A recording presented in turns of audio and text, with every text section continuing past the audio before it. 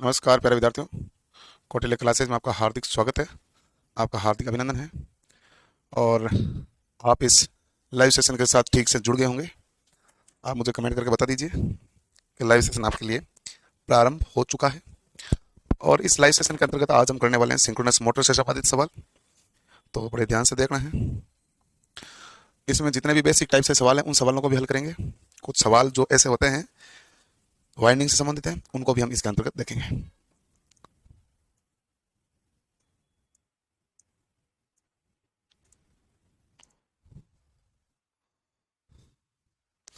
Okay okay okay. हाँ भाई।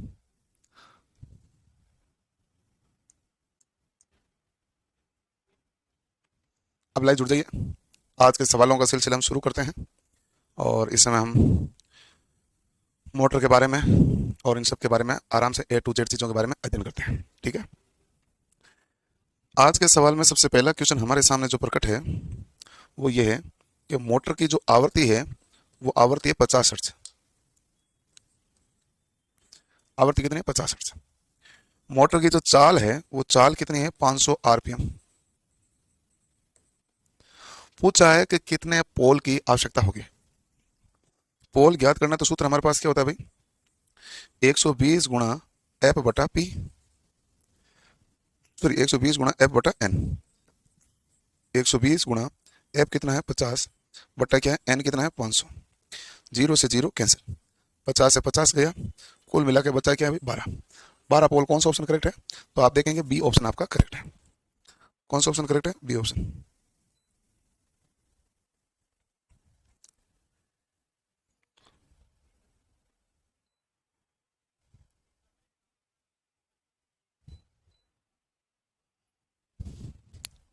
हो गया सवाल। अगला क्वेश्चन आपके पास ये है कि तीन फेज तुल्यांक की मोटर द्वारा उत्पन्न फेज वोल्टेज नीचे दिए गए हैं। E R E Y E B है। ई आर 0 डिग्री देने का मतलब हमारे पास ये होता है, ये हमारे पास ई आर के बारे में बात हुई है। जब कोण हमारे पास नेगेटिव में देता है तो ध्यान देने वाली चीजें होती है साथ में। नेगेटिव में क्या होता है कि जैसे मान लो आपके पास कोण का मामला है, ये 0 डिग्री होता है, ये 90 डिग्री होता है, ये 180 होता है, ये 270 होता है।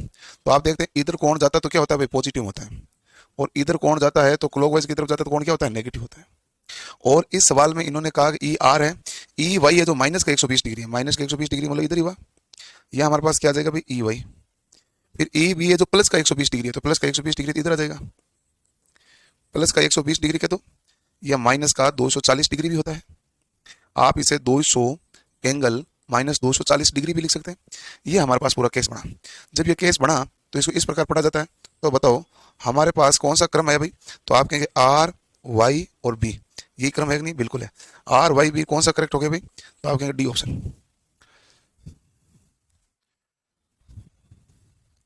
सर जी जो 2 चैप्टर बचा है कब करेंगे? 2 चैप्टर है जो हम करेंगे, थोड़ा सा अच्छे मूड में रहेंगे तो उस दिन करा देंगे। ओके।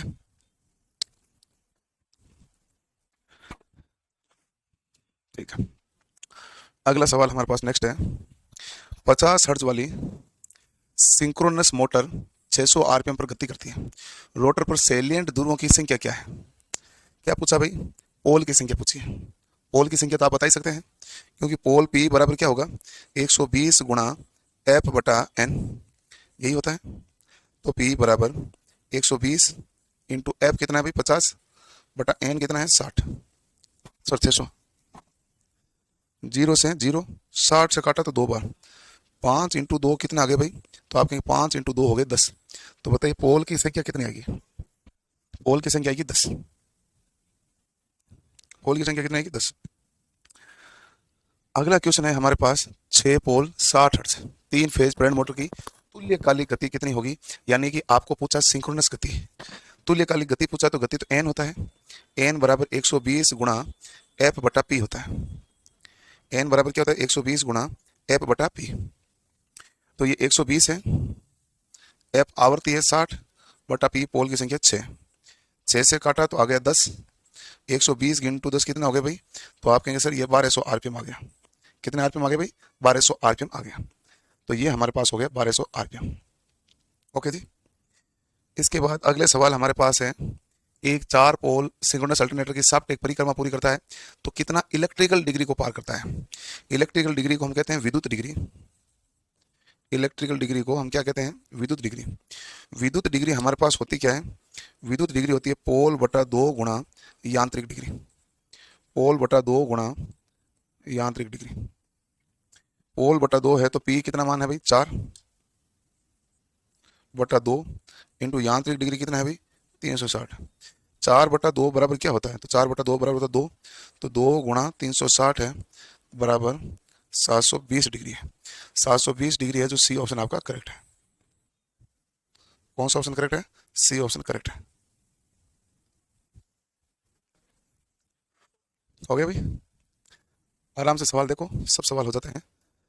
अगला सवाल है हमारे पास पूछा प्रखांश कोण क्या है? प्रखांश का मतलब होता है स्लोट।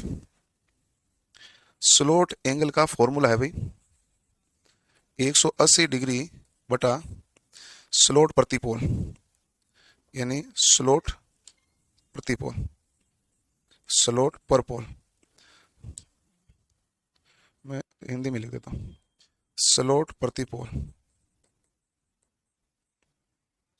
तो स्लोट एंगल हमारे पास क्या बना भाई? स्लोट एंगल बना 180 डिग्री बटा स्लोट बटा पोल। तो 180 डिग्री बटा स्लोट कितने हैं भाई? 12। पोल कितने हैं? पोल है हमारे पास 4। 12 बटा 4 बराबर कितना हो गया? 3। 180 डिग्री में 3 का भाग दिया तो कितना डिग्री आ गया भाई? 60 डिग्री। कितना डिग्री आ गया? 60 डिग्री। 60 डिग्री आया तो कौन सा ऑप्शन करेक्ट हो गया? तो आप कहेंगे सर जी सी ऑप्शन करेक्ट हो गया। स्लोट एंगल होता है 180 डिग्री अपॉन स्लोट प्रति पोल, ये होता है। और इसी के आधार पर सारे सवाल हल किए जाते हैं। किसके आधार पर किए जाते हैं भाई? इसी के आधार पर सारे सवाल हल किए जाते हैं। अगला सवाल है 3 फेज 10 पोल 50 अर्तुल्यकालिक मशीन में एक स्टार दोहरी परत वाइंडिंग है। पोल पिच की इसमें पोल पिच की 2/3 कुंडली विस्तृत है। स्लोट की संख्या प्रति पोल प्रति फेज 2 है। वाइंडिंग के लिए प्रति स्लोट हमारे पास 6 चालक है। तो वाइंडिंग का अंतराल गुणा क्या है? बहुत बढ़िया बात है भाई। तो कहानी बहुत सारी कही, इतनी कहानी का लेना देना है नहीं जितनी इन्होंने कहानी कही। ये सूत्र वैसे हम अल्टरनेटर के अंदर पढ़ते हैं और उन्होंने पूछा अंतराल गुणा का। अंतराल गुणा को कहते हैं पिच फैक्टर। ये हमारे पास क्या बात होती है? पिच फैक्टर की। पिच फैक्टर होता है हमारे पास कोस अल्फा बटा 2। ये सूत्र है ना भाई। तो मामला है अल्फा ज्ञात करने का। तो अल्फा ज्ञात करते हैं तो देखो कि आपको जो मैंने वाइंडिंग वहां पर भी बताई थी, तो ये था उत्तरी ध्रुव, ये था दक्षिणी ध्रुव। और उत्तरी ध्रुव और दक्षिणी ध्रुव है, इनके बीच की दूरी हमारे पास क्या कहलाती है? तो इनके बीच की दूरी कहलाती है हमारे पास पोल पिच। इनके बीच की दूरी क्या कहलाती है? Pole pitch. और पोल पिच सदैव कितना डिग्री है? 180 डिग्री। ठीक है। अब इसके बाद में ये जो हमारे पास है, ये हमारे पास कोइल है। तो ये जो बीच वाली दूरी है इसे आप क्या कहते हैं? तो आप कहेंगे, इसे हम कहेंगे कोइल पिच। इसे हम क्या कहेंगे? Coil pitch. अब कोइल पिच का मान पोल पिच का 2/3 है। तो बताइए कोइल पिच क्या होगी? कोइल पिच बराबर होगा 2/3 गुणा पोल पिच। ये तो बता रखा है। तो बराबर 2/3 गुणा पोल पिच का मान 180 होता है। 180 में 3 का भाग दे 2 से गुणा 120 डिग्री हो गया भाई। तो ये हमारे पास 120 डिग्री आ गया। यदि ये 120 डिग्री आ गया और यहां से यहां तक 180 है, तो बीच से बचा ये हमारे पास क्या कहलाता है? यही तो होता अल्फा। तो बताओ अल्फा बराबर क्या आएगा? अल्फा बराबर 180 माइनस 120 बराबर कितना डिग्री आएगा भाई? तो आप कहेंगे अल्फा का मान होगा 60 डिग्री। ये पूरी कहानी है। ऐसी कहानी केवल यही नहीं मैंने यहाँ समझे, आपको जब मैंने अल्टरनेटर की थ्योरी पढ़ा रहा था ना, तब मैंने आपको ये पूरी कहानी समझाई थी। अल्टरनेटर की थ्योरी पढ़ा रहा था उस समय। तो ये कोस अल्फा बटा 2 है, तो जिसका मान हमारे पास हो गया कोस अल्फा का मान कितना हो गया? 60/2। ये हमारे पास कितना हो गया भाई? कोस 30 डिग्री। और कोस 30 डिग्री का मान होता है √3/2। और √3/2 ही होता है ना, ये होता है 0.866। 0.866 हमारे पास जो ऑप्शन होता है वो बी ऑप्शन करेक्ट होता है। कौन सा ऑप्शन होता है भाई? तो आप कहेंगे सर बी ऑप्शन है वो करेक्ट होता है।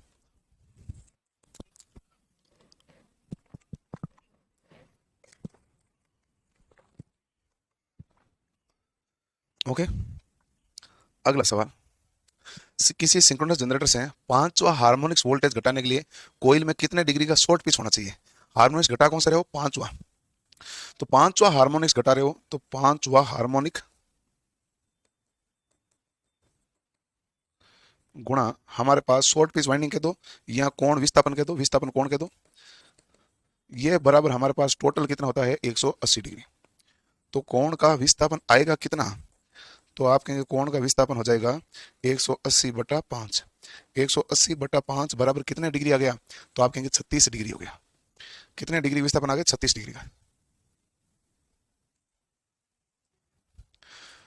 संदीप कुमार कह रहा है सर इस बेच में एसी एंड डीसी मशीन नहीं हुआ है। एसी मशीन कौन सी होती है आपको आइडिया तो होगा ना भाई। एसी मशीन होती है अल्टरनेटर, एसी मशीन होती है single phase motor, AC machine होती है हमारे पास 3 फेज इंडक्शन मोटर, और एसी मशीन होती है सिंक्रोनस मोटर। ये आपके बेच में हो चुकी है, इसलिए इसमें कतई ऐसा नहीं है कि नहीं हुआ है, ये भाग हो चुका है। देख लीजिएगा। डीसी मशीन है तो डायरेक्ट सिलेबस में है नहीं, वाइंडिंग या ड्राइव सिलेबस में वो तो करा दिया, और बाकी डीसी मशीन है जो मैंने आपको रिकॉर्डेड वाले भाग के अंदर डाल रखी है, तो वहां से जरूर देखें आप। अगला सवाल, 5500 वोल्ट के सिंक्रोनस मोटर से जुड़े 3 फेज स्टार का स्टेटर वाइंडिंग वोल्टेज ज्ञात करें जिसमें प्रति फेज 20 ओम का सिंक्रोनस रिएक्टेंस है। हो हमारे पास 3 फेज स्टार का स्टेटर वाइंडिंग वोल्टेज ज्ञात करें। स्टेटर मोटर वाइंडिंग क्या होगा? Phase voltage. फेज वोल्टेज क्या होगा? लाइन वोल्टेज बटा √3। और ये किसके लिए फॉर्मूला होता है? ये फॉर्मूला होता है स्टार में। तो वीपी बराबर क्या हो जाएगा? वीएल का मान है 5500/√3। ये सोल्व हो गया तो ठीक है, नहीं हुआ ना तो देखो √3/√3 करो। इसे हमारे पास क्या हो गया? ऊपर तो 5500 है, √3 का मान होता है 1.73, 1.732 होता है, हम लोग यही लिख देते हैं, बटा √3 गुणा √3 क्या हो जाएगा? 3 हो जाएगा। ठीक है। आप इस 3 से इसको काटोगे, 3 से इसको काटोगे तो आपका भाग गया, नहीं तो है 10 आया। 17 हो गया तो 5 तिये क्या हो गया भाई? 15 हो गया। 5 तिये 15, पीछे बचे 2 23, 7 तिये 21 हो गया। ठीक है, 0.57 आया। तो अब आपके पास ये सवाल क्या हो गया भाई? वीपी है कितना? तो आप कहेंगे 5500 इंटू 0.57। यदि इसको सोल्यूशन करोगे, पॉइंट हटाओगे तो 2 जीरो आएगा, कुल मिला के आएगा 55 गुणा 57। अब 55 गुणा 57 होता कितना है? 56 का स्क्वायर -1 है। 56 का स्क्वायर जो होता है 50 से 6 ज्यादा तो 25 में 6 जोड़ो 31, 6 का स्क्वायर होता है 36, 36 में 1 आएगा 35, ये आया 31 35 आएगा वोल्ट। 31 35 हमारे पास कौन सा ऑप्शन है भाई? 31 35 जस्ट तो कोई ऑप्शन नहीं है। हम इसको आगे के तौर पर थोड़ा और ले सकते हैं, तो क्या पता ज्यादा क्लियर हो जाए। जैसे होता तो यही अभी तक, तो गुणा गड़बड़ थोड़ा ना है, ना ना ना सही है। मैं इसको देखो 7 21 2 20 बचा, तो 6 3 18 आगे लूंगा तो एक और वैल्यू आएगी 6। ये करूं, क्या पता कुछ निकल जाए आपको। 0.576। अब कुछ हो जाए तो हो जाए, क्योंकि पॉइंट हम चल रहे हैं ना। तो आप देखो 576 को 55 से मल्टीप्लाई कर दो, तो मल्टीप्लाई करोगे तो 5 इंटू 5 25, 80 लागी 2, 35 से 2 37, 80 लागी 3, 25 और 3 है 28। यही हमारे पास वापस आ गया 28 75। ये हमारे पास 5 है, 7 5 12, 80 लागी 1, 8 7 15 1 16, 80 लागी 1, और 10 और 1 11, 80 लागी 1 2 और 1 3, ये हो गया। अब देखो एक पॉइंट से इतना ही फर्क पड़ा, 31 62.5 आ गया, आगे नहीं आ गया। तो ये लगभग ये है, आगे पॉइंटों का फर्क है और कोई फर्क नहीं है। सर लाइव बेस में हो जाएगा या रिकॉर्डेड बेस भी देखना पड़ेगा? देखो कि 2 टॉपिक हैं जो लाइव बेस में पढ़ूंगा, जिसमें एक आपके मशीन का कंट्रोल असेंबलिंग का भाग है, और दूसरा भाग जो है हमारे पास वो है इंडस्ट्रियल वायरिंग का। ये 2 भाग में आपको पढ़ूंगा, कोई तनाव नहीं, ठीक है ना। अगला इस सवाल का आंसर दीजिए भाई, आराम से, ध्यान से, तरीके से। एक सिंक्रोनस जनरेटर में शॉर्ट सर्किट अनुपात, एक सिंक्रोनस जनरेटर में शॉर्ट सर्किट अनुपात और सिंक्रोनस रिएक्टेंस यानी प्रतिघात के बीच संबंध क्या है? ये बताइए भाई सवाल, कि शॉर्ट सर्किट रिएक्टेंस और अनुपात और सिंक्रोनस रिएक्टेंस के बीच संबंध क्या है। ये जो सवाल है हमारे पास डायरेक्ट फॉर्मूले का ही सवाल है, और इस डायरेक्ट फॉर्मूले को आपको ध्यान रखना है। ये जो SCR लिखा हुआ है, ये हमारे पास सिंक्रोनस रिएक्टेंस के बारे में बता रहा है। ये सिंक्रोनस रिएक्टेंस के बारे में बात कर रहा है कि सिंक्रोनस रिएक्टेंस के साथ में हमारे पास क्या संबंध है। तो बताओ भाई जल्दी से।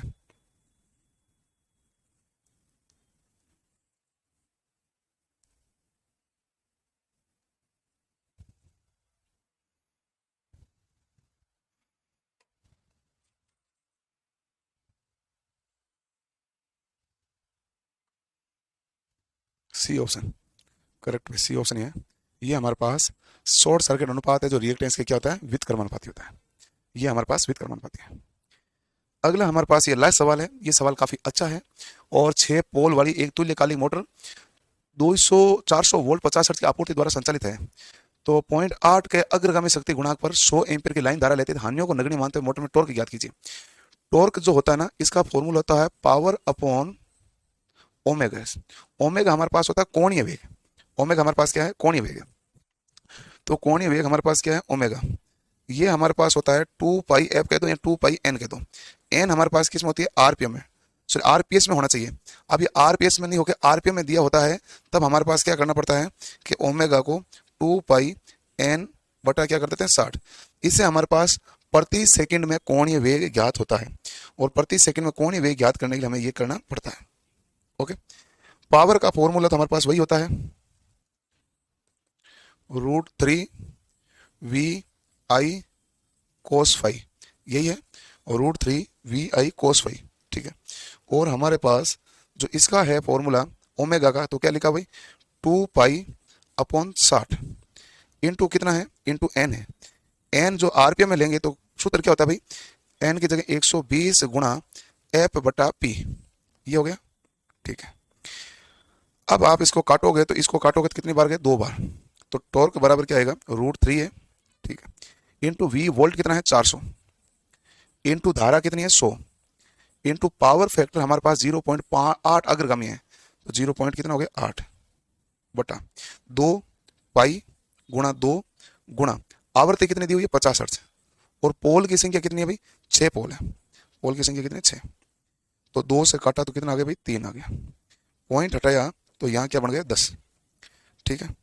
50 इंटू 2, 100 से 100 कैंसिल हो गया, 0 से 0 कैंसिल हो गया, 8 चौक 32।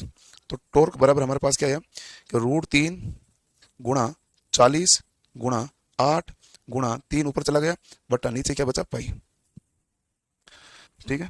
अब इसको सोल्व करना है, और इसको सोल्व करोगे तो आपके पास उत्तर आ जाएगा। तो पाई तो सोल्व करना नहीं, पाई रहने देना, √3 तो वही रहने देना। 8 चौक 32, 32 से 96, 960 हो गया। 960 √3 बटा पाई, और 960 √3 बटा पाई कौन सा है? तो आप कहेंगे ये रहा, 960 √3 बटा पाई ये रहा।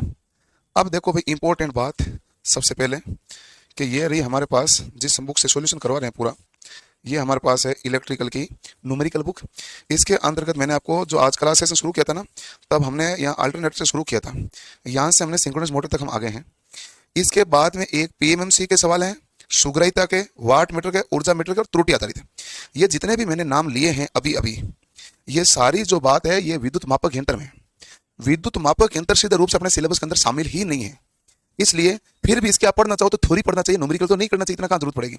फिर भी किसी को न्यूमेरिकल करना है तो हम बाद में करा देंगे, लेकिन अब आपके इसके बाद में आगे से कल से शुरू होंगे पावर सिस्टम वाले सवाल। तो यहां से होगा पावर उत्पादन आधारित प्रश्न, और पावर उत्पादन आधारित प्रश्न जो है वो पावर आपको किसने पढ़ाया था? उत्पादन पारेषण, तो ये पढ़ाया था आपको दुर्ग सर ने।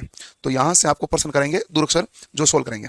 मशीन के सवाल मैंने आपको कराए हैं, और एक बार दुर्ग सर सवाल करा दें, फिर जो बचे हुए सवाल हम और करेंगे, फिर मैं कुछ नए मिक्स सवाल लाके आपको और करूंगा, ताकि न्यूमेरिकल में अब की बार जो मैं फाइनल करूंगा तो उसमें फाइनल प्रैक्टिस हो जाएगी, फिर किसी भी प्रकार के कोई सवाल पीछे नहीं छूटेंगे। क्लियर?